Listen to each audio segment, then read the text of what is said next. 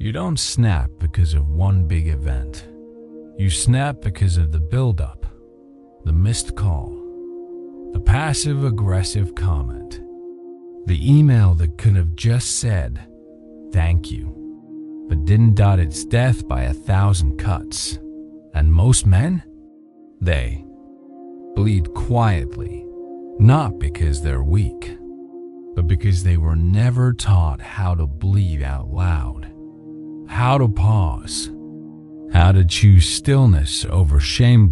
Until one day, they explode over something small, then feel ashamed for overreacting, then pull back, then repeat. Let's be honest, you probably don't even remember the trigger, just the shame. When was the last time you let someone steal your calm? Was it on the road, at work, in your own home?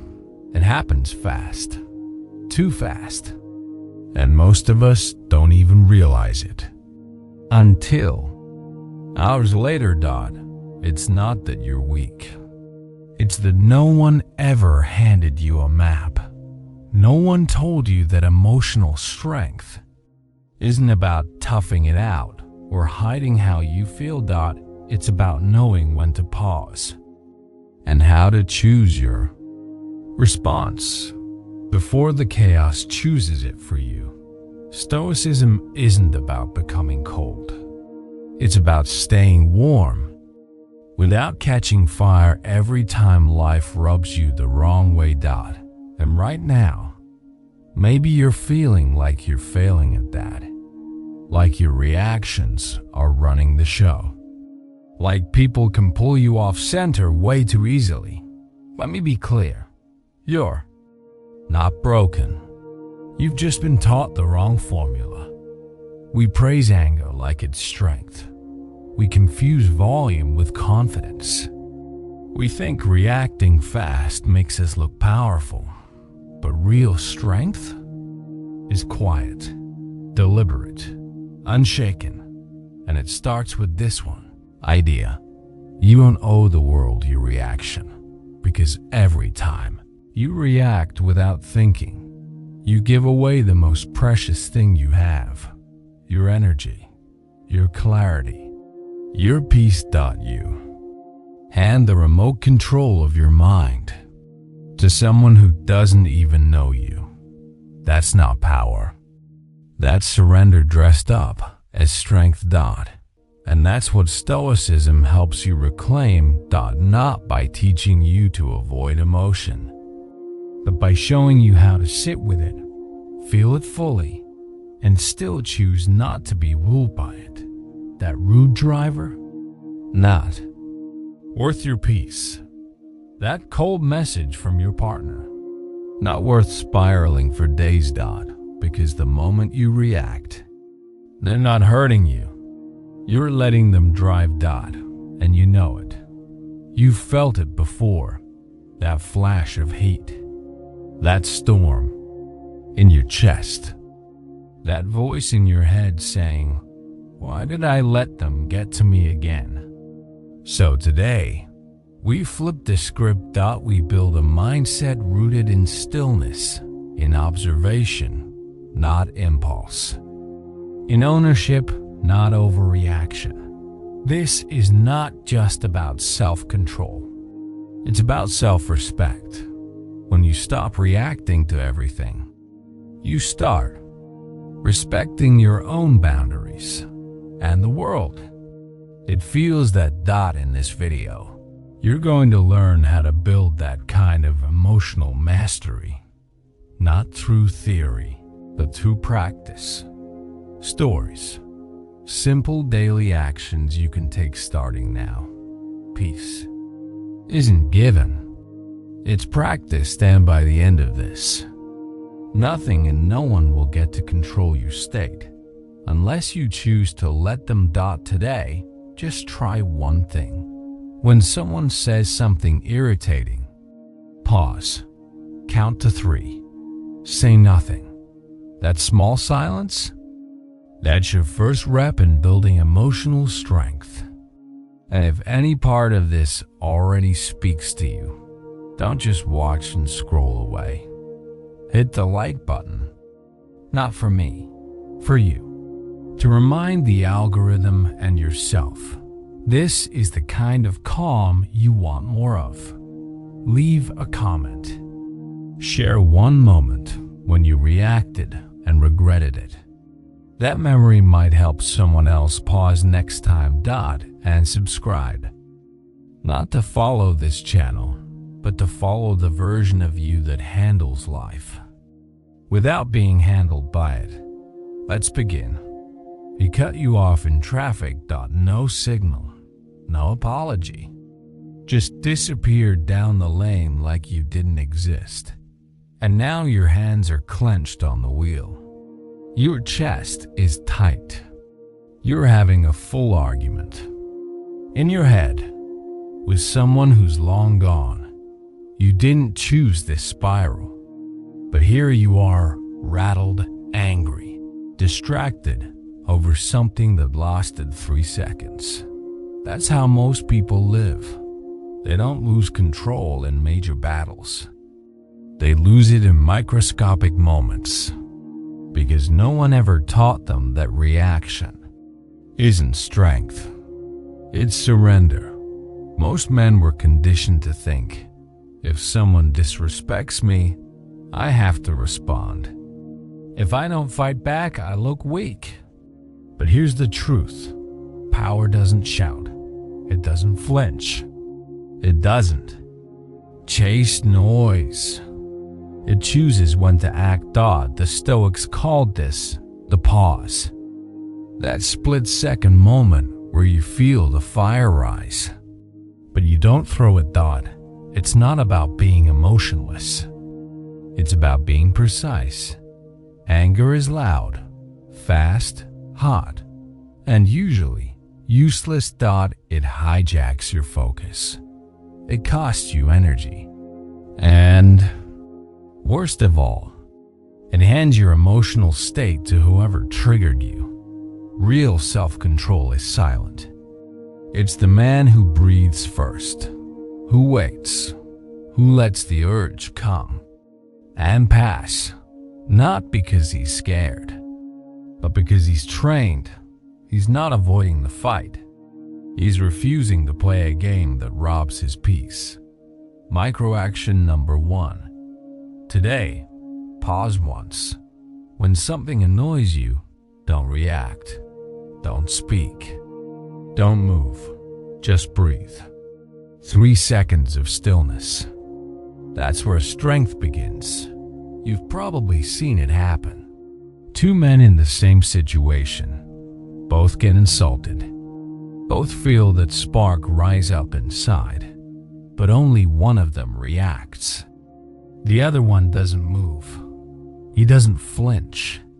Not because he didn't feel it, but because he didn't hand his power over to someone else. That's the difference. Reaction is fast. It feels righteous. It feels like action. But most of the time, it's just surrender in disguise.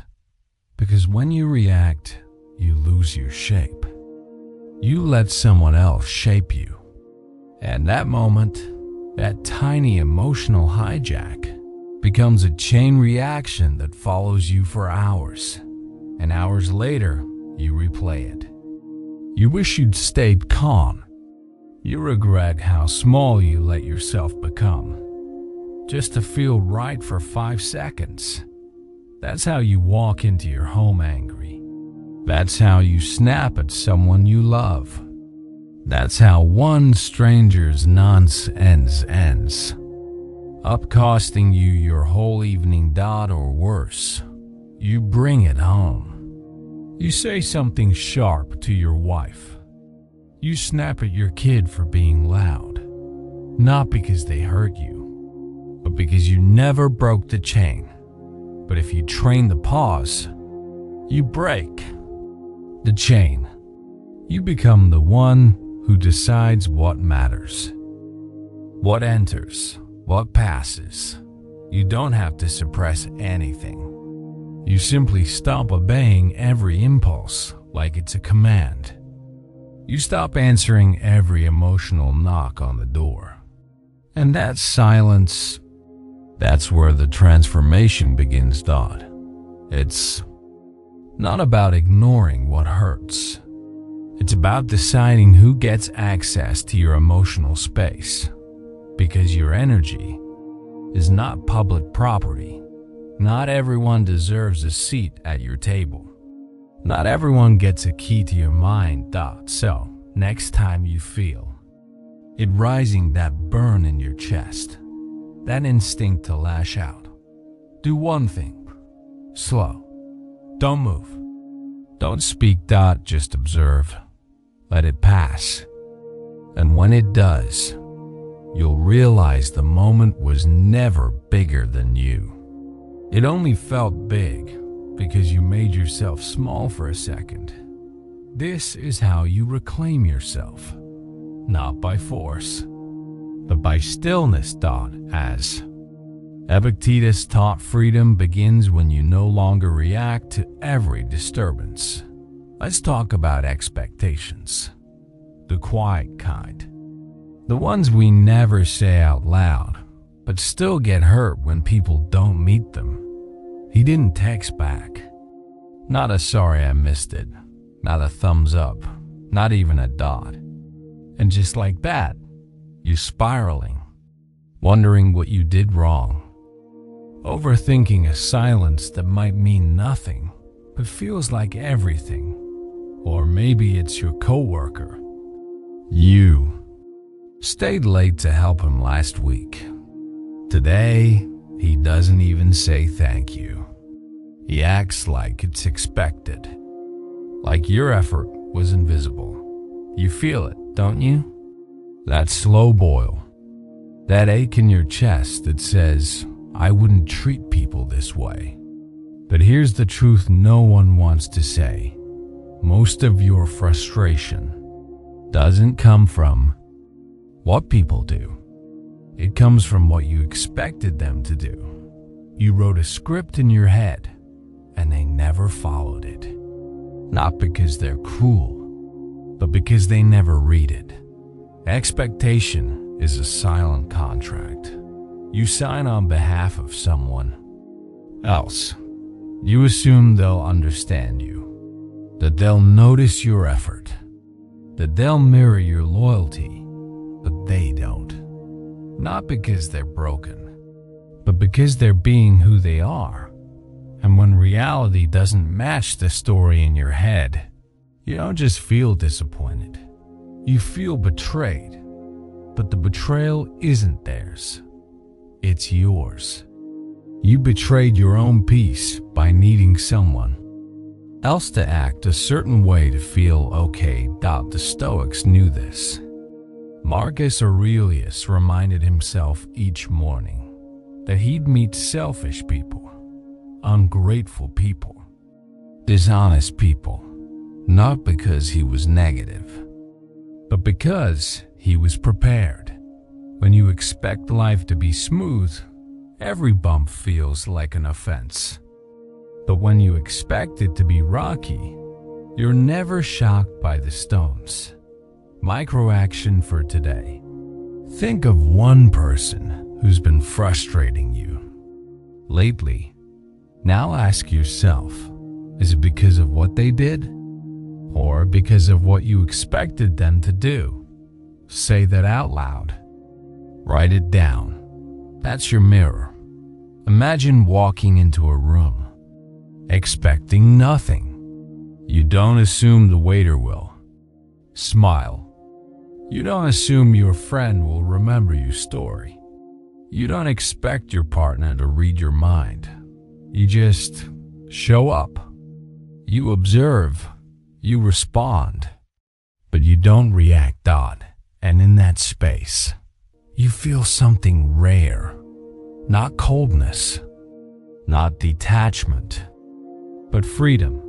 Because the truth is, every time you tie your piece to someone else's behavior, you give them power they never asked for. You're angry because they forgot your birthday. but they never promised to remember it.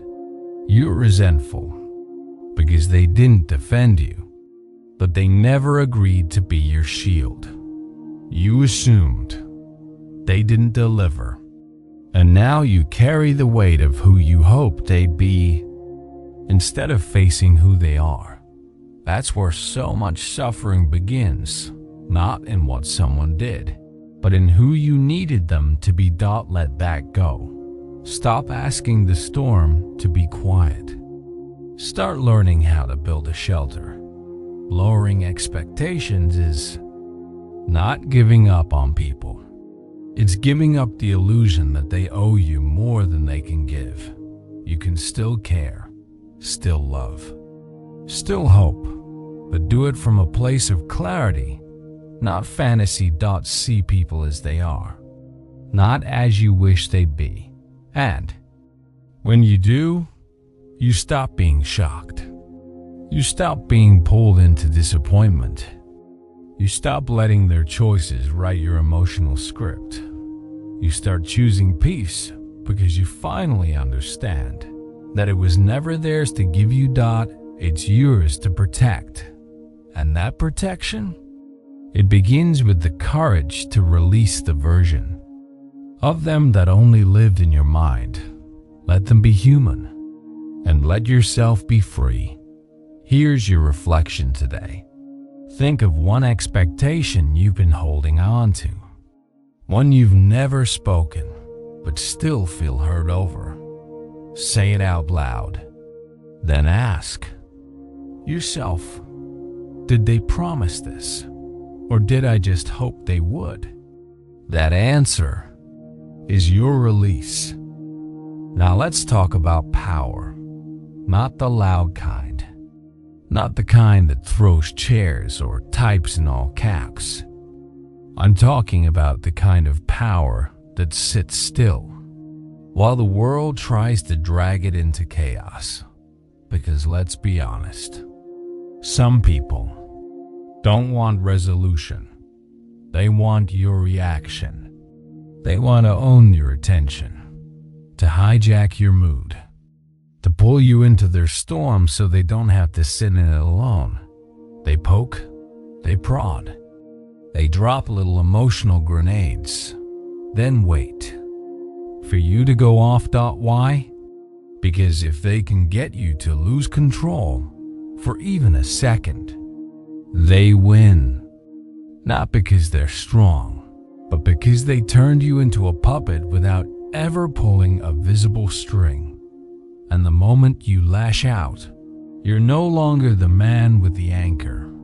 You're drifting, caught in someone else's script, dancing to a tune you didn't write. But here's the shift. You don't have to play that game. Indifference isn't apathy. It's not cold. It's not giving up. It's strategy. You don't ignore disrespect. You just don't hand your emotions to it on a silver plate, because not everything deserves a reply. Not every insult needs your heat. Not every provocation deserves your presence. That's not weakness. That's command. The man who doesn't flinch holds the room. The one who doesn't raise his voice owns the moment, because calm isn't passive. It's precise. It's targeted. It says, I see what you're doing, but I won't let you reach the part of me that you came here to break. If you want to reclaim that kind of power, try this next time someone tries to get under your skin. Don't respond. Just observe. Ask yourself, do they deserve a piece of my energy? And if the answer is no, walk away. Not in defeat, but in full control. Think back to the last time someone really tried you. Maybe it was on the road. A driver cut you off, then slowed down. You honked. You cursed. They smirked in their mirror. And just like that, they got what they wanted. Control. Or maybe it was in a meeting. A coworker made a passive comment, just sharp enough to sting. You took the bait. You snapped. Now you're the one who looks unstable. And they sit back, calm, because they got what they came for. That's how the game works. It's not always about truth. It's about getting a rise.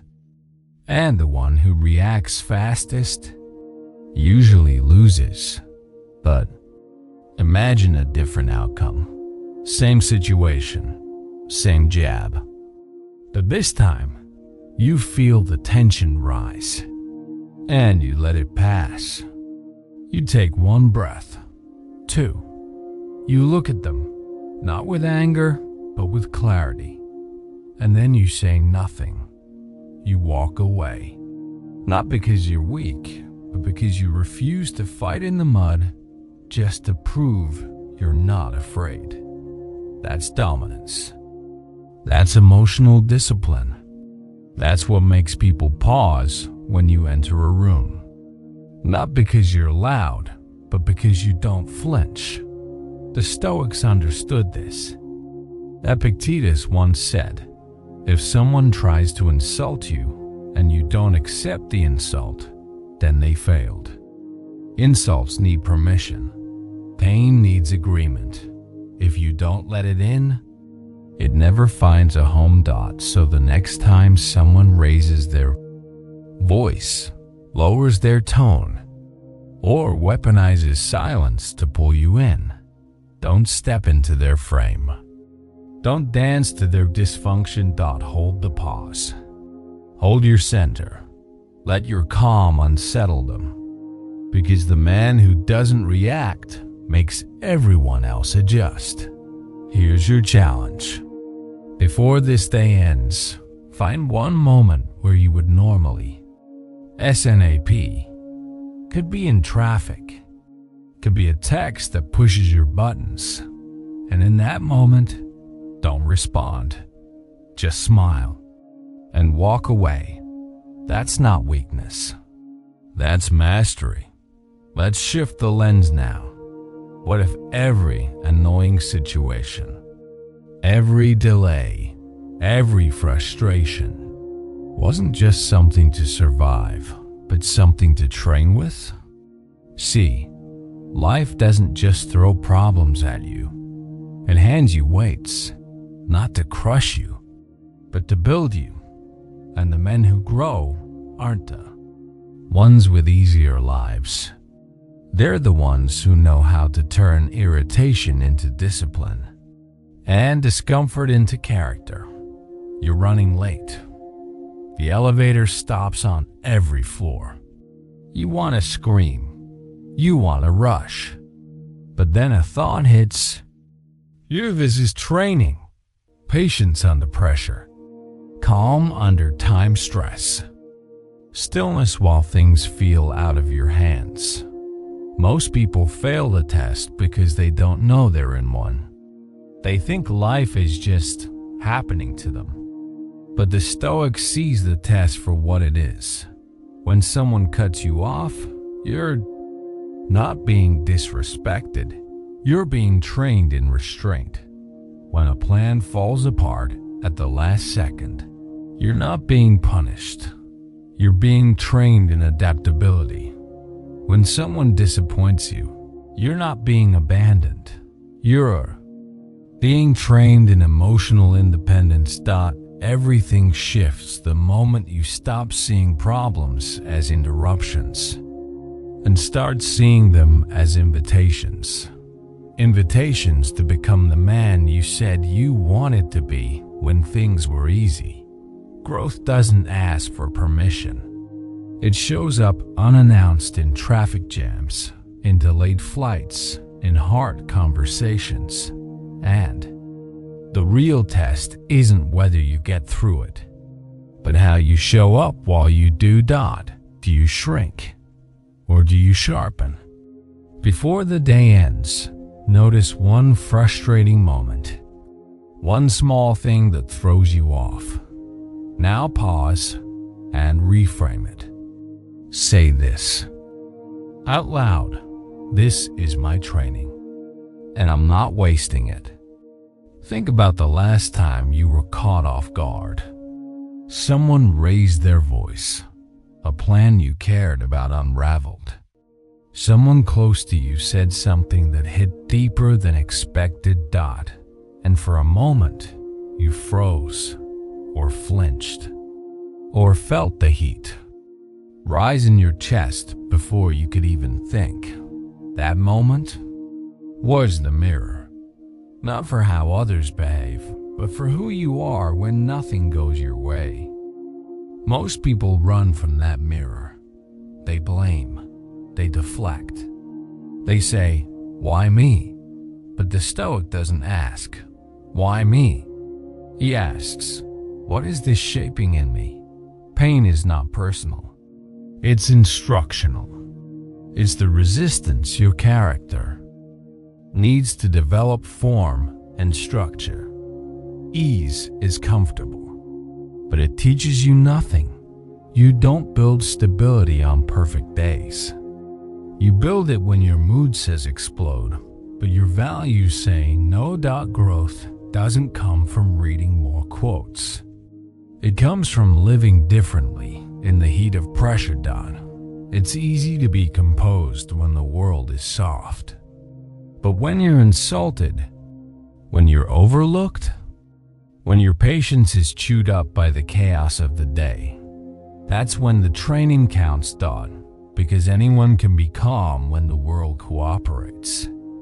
But calm that holds in conflict, that's a different level of power. So, from now on, don't wait for life to stop testing you. It won't, but you can start passing the test by showing up different. Show up with intention, with breath, with clarity.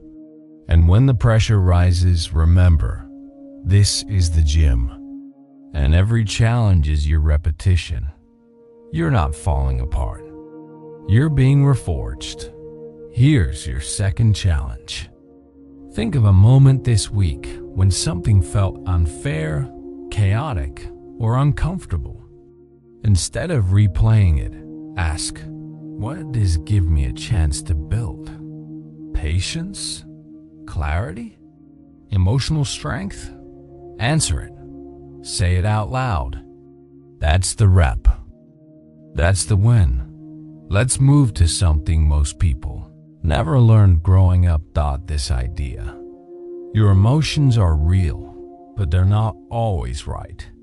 They don't need to be silenced. They just need to be seen. You feel anger? That's okay. Feel it. Let it rise, but don't follow it. Don't let it grab the wheel, because emotions are messengers, not masters. They show up like waves, strong and fast, pulling you into reaction. But you're not the wave. You're the watcher of it. And that watcher can choose not to move. This is emotional sovereignty. Not bottling things up, not pretending to be a robot, but standing still while the fire moves through. Someone criticizes. You feel the burn rise in your chest. Your jaw tightens. Your mind prepares a counterattack. But what if, in that exact moment, you just notice? You say, "This is anger." You feel it like a heat wave, but you don't touch it. You don't speak from it. You observe. You breathe. And you choose. That's power. Because when you don't follow every emotional impulse, you stop being manipulated by them, or by anyone who knows how to trigger them. Most people don't realize if others can control how you feel, they can control what you do. That's why the Stoics practice detachment, not coldness, but clarity. Seneca said, "A man who is angry is no longer in his own control. If you're not in your own control, who is?" Here's your challenge.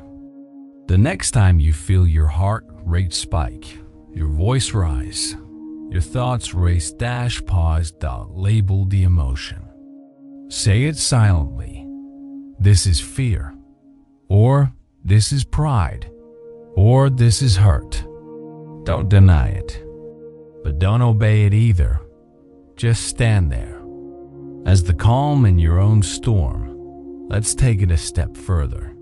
You're not just observing emotions, you're training with them. Each time you feel something uncomfortable and choose not to react, you're rewiring your nervous system. You're saying to your body, I don't flinch just because something shakes me.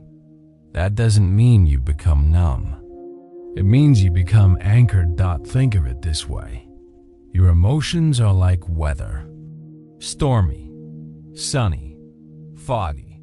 They come and go. But you are the mountain. You don't chase every gust of wind. You don't collapse when it rains. You hold. And here's the beauty. When you stop reacting from emotion, you start acting from principle. From the kind of man you chose to become, not the one the moment tries to provoke. This is the difference between a man who's always putting out fires and one who walks through fire with stillness. The world today sells rage. It monetizes outrage. And people wear their emotions like armor, but it's brittle. One jab, one insult, and they're shattered. You can be different. You can be dangerous not because you lash out, but because you don't flinch. You walk into the same chaos, but you carry clarity. You sit in the same discomfort, but you move from intention. You feel everything, and yet remain unshaken, because that's what emotional strength really is. Not the absence of feeling, but the presence of choice. Here's your next challenge. Take one moment from today where your emotions almost took the wheel. Maybe it was something small, a rude comment, a slow reply, a missed opportunity. Now write down what you felt. Name it. Then write what you chose instead. Even if the choice came late, that's okay. Awareness is the beginning. And each time you practice, you move closer to that version of you who stays still in the storm. Let's talk about something quiet, something not flashy, not loud, but unshakably powerful. Gratitude, not the kind that shows up when life is easy, but the kind that holds you steady when nothing is going your way. See, anyone can be grateful on a good day. When the sun is out, when the money flows, when love feels secure, but when your plans fall apart, when the people you count on go silent, when your mind won't stop spinning, that's where real gratitude gets tested. That's not about pretending things are fine. It's about saying, this moment hurts, but there's still something in it for me. The Stoics didn't thank the universe only for success. They thanked it for pressure, for the fire that showed them who they really were. And maybe that's where most people miss it. They chase comfort, thinking that's peace. But comfort is fragile. One disruption and it's gone. Real peace? That's forged in discomfort. Like the gratitude you find sitting in traffic after a long day. When you realize the pause is a chance to breathe. Or when someone disappoints you, and instead of stewing in anger, you thank the moment for showing you who's truly aligned with your values. Or when life slows down, not because you wanted it to, but because maybe you needed to stop. Here's your micro action. Pick something today that made you uncomfortable, annoyed, frustrated, even discouraged. And ask yourself, what did this moment reveal about me? What strength did it give me a chance to practice? Write down one thing you're thankful for inside that moment. That's how you reframe pain into practice. Most people treat gratitude like a reward at the finish line, but the Stoic treats it like a compass in the chaos. Not because life feels good, but because even when it doesn't, there's still something sacred in being alive. It could be a hard conversation that taught you boundaries, a failure that stripped away your ego, a heartbreak that forced you to meet yourself in the silence. None of those moments were pretty, but all of them were training. Training for patience, for clarity, for character. Gratitude isn't for what's perfect. It's for what forms you, because that's what discomfort does. It doesn't just challenge you. It challenges what you believe about yourself. And if you can hold that pain without running from it, numbing it, or blaming someone else, you get stronger, more still, more dangerous in the quietest way. Because the man who can give thanks in pain is a man who can't be broken. The world says you should be angry, you should get even, you should complain. But you say, no, I'll get better, not bitter, not blind, better. And that shift, that simple pause to choose gratitude is where power lives. Not in the outcome, but in the outlook. Now try this. Tonight, when your day winds down, don't just list what went well. List one thing that went wrong, but made you wiser. Say it out loud. I'm thankful this happened because it made me more aware, more patient, more myself. You don't need perfect days to build an unshakable life. You just need presence and perspective. Let's step back, because sometimes the most powerful thing you can do is zoom out. You miss your train. You spill coffee on your shirt. Someone cuts you off in traffic and flips you off, and it ruins your whole morning. Why? Because in that moment, it feels like it matters, like it's the final straw, like life is targeting you. But here's a test. Ask yourself this. Will this still matter in a week, a month, 5 years? Most of the time, the answer is no. What feels massive now becomes invisible in hindsight. It's like looking at Earth from a plane. The buildings shrink, the noise fades, everything loses weight. That's the gift of time perspective. It doesn't erase your pain, but it helps you right size it. Imagine this. You're in a heated argument with someone you care about. Words fly, tones rise, and your heart races. Now pause. Breathe. And picture yourself 10 years from now, older, quieter, hopefully wiser. Will this fight be one of those core memories that define your life, or will it be a blip? Perspective doesn't mean indifference. It means discernment. It's knowing what to carry and what to let pass through. Most emotional reactions feel urgent because they happen in a tight frame. We act like this moment is the entire story. But Stoicism teaches us the moment is just a page, not the book, not the chapter. Just a page. And some pages aren't worth rereading. Some moments aren't worth reacting to .micro-action colon today.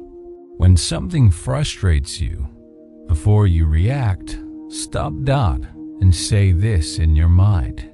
Will this still matter in 5 years? If the answer is no, you've just saved yourself energy, anger, and regret. Zooming out is how you protect your peace. Some problems are real, but most reactions, they're inflated. They're shaped by how close we are to the moment. It's like holding your phone 2 inches from your face. Everything looks massive, blurry, overwhelming, but move it back, and suddenly you can see it clearly. Same with emotional triggers. We don't need to deny pain. We just need to stop magnifying it. When someone offends you, you can either see that moment as a personal attack or as a single wave on a much bigger ocean. It's your call. Here's the deeper Stoic lesson. You are not what happens to you. You are how you choose to view it. Epictetus said it best. It's not things that disturb us, but our opinions about them. This isn't a theory. It's a practice, and it's life-saving, because if you don't manage perspective, your emotions will manage you. You'll react to every small storm like it's the end of the world. But it's not. It's just weather. Let me tell you about Thomas. He lost his job unexpectedly, laid off after 10 years of loyalty. At first, he panicked. He thought it was a failure, a rejection. But instead of spiraling, he took a walk, then another.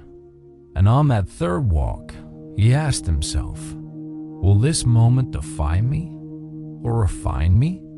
That single question changed everything. He zoomed out. He built something better, not just a career, but a new mindset. Micro-action colon tonight. Take 5 minutes and write down one thing that upset you this week. Then write beneath it, how will this matter in 5 years? Chances are it won't. And even if it will, you now know how to carry it without letting it crush you. This is emotional mastery. Not control through force, but clarity through distance. Zoom out. Reclaim your calm. So we've covered the mindset, the discipline, the emotional tools.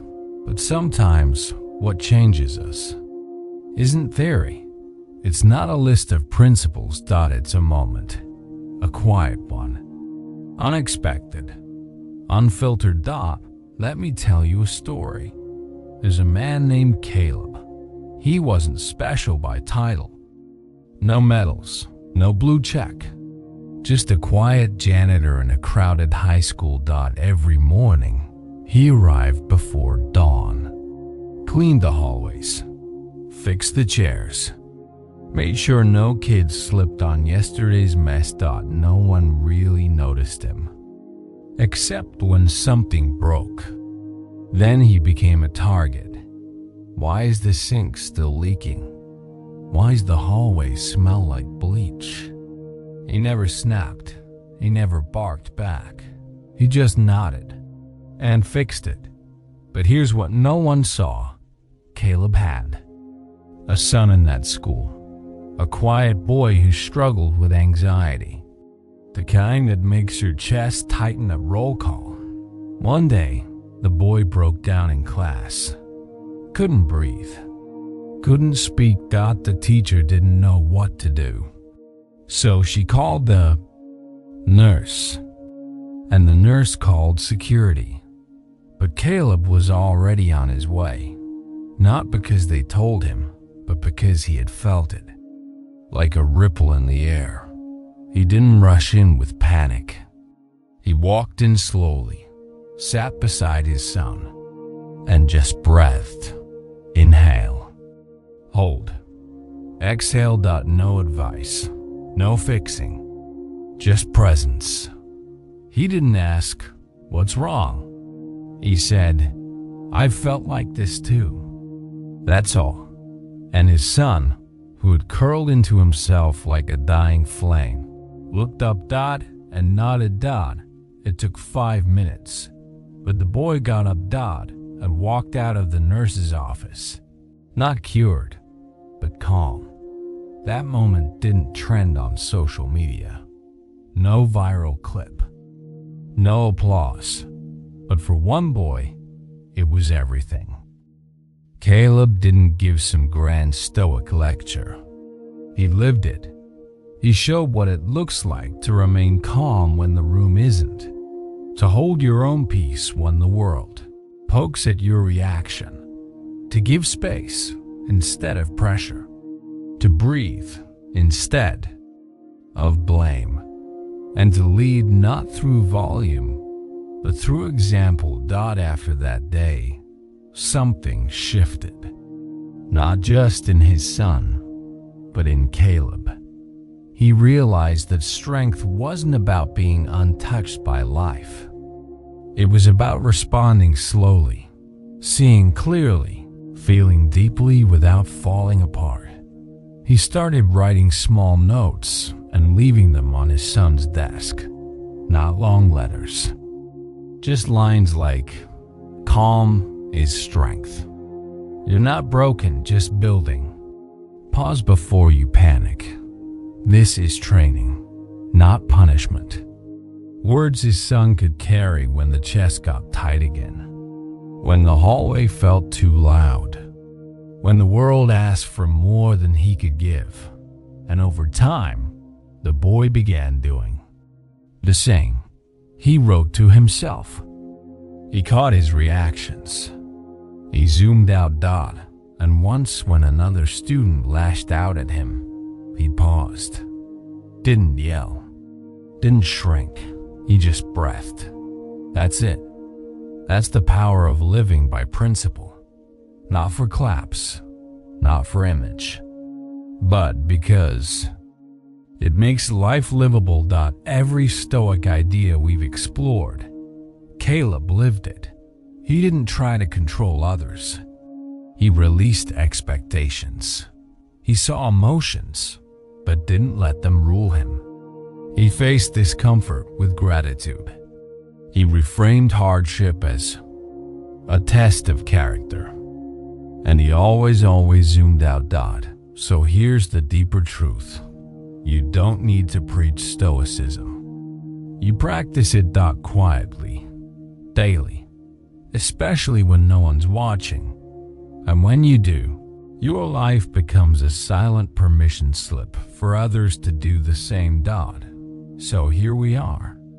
After everything, after the quiet battles, the paused reactions, the tests of character, you realize something deeply humbling. Emotional strength doesn't come from a grand moment. It comes from hundreds of tiny choices made in silence. You pause instead of lashing out. You breathe instead of breaking down. You observe instead of obeying your emotions. That's it. No applause. No dramatic music. Just you choosing mastery over reaction. And that, right there, is what makes you powerful in a world addicted to noise. The Stoics never said don't feel. They said, feel. But don't let those feelings run your life. They said, observe your anger. But don't serve it. Notice your sadness. But don't drown in it. Welcome your joy. But don't chase it. You are not your first thought. You are not your first reaction. You are the space between impulse and action. That space is freedom. And that freedom, it's earned daily. By facing small tests and passing them with grace. The coworker who snaps at you. The stranger who cuts you off in traffic. The friend who disappoints you. Each is a character test. Not for their character, but for yours. And the more you pass, the calmer you get. Not because life is easier, but because you've become harder to shake. Pause. This is what the Stoics meant when they spoke of self-mastery. It wasn't about being cold. It was about being clear. They trained their minds the way a warrior trains his body, through discipline, repetition, and deliberate calm. They knew that true peace isn't found in perfect circumstances, but in a trained response to chaos. You don't need to become a monk. You don't need to move to a mountain. You just need to start noticing. Noticing when you're tense. Noticing when you want to fight back. Noticing the heat rising in your chest. And doing nothing for 3 seconds. That's the battlefield. The mind. The breath. The pause. And every time you choose that pause, you rewire your nervous system. You become less reactive, more grounded, more yourself. Micro-action for today. Next time something provokes you, don't speak. Don't move, just observe. Notice what your body wants to do and don't do it. That's the test. That's the training. That's the transformation. Pause. Your peace is not something the world can give you. And it's not something the world can take away. It's something you protect. With silence, with stillness, with self-respect. The more you protect it, the more it grows. So I'll leave you with this. When the next storm hits, will you become the storm? Or will you become the eye of it? That's your choice now. And if you've made it this far in the video, you're not broken. You're just remembering who you really are. Stay calm. Stay grounded. Stay powerful. And if this resonated with you, share it. Not for views, but because someone out there is about to react to the wrong thing. And you might just be the reason they pause. If this spoke to you, say something below. I read everything. And if you want more moments like this, subscribe. I'll keep showing up for your growth.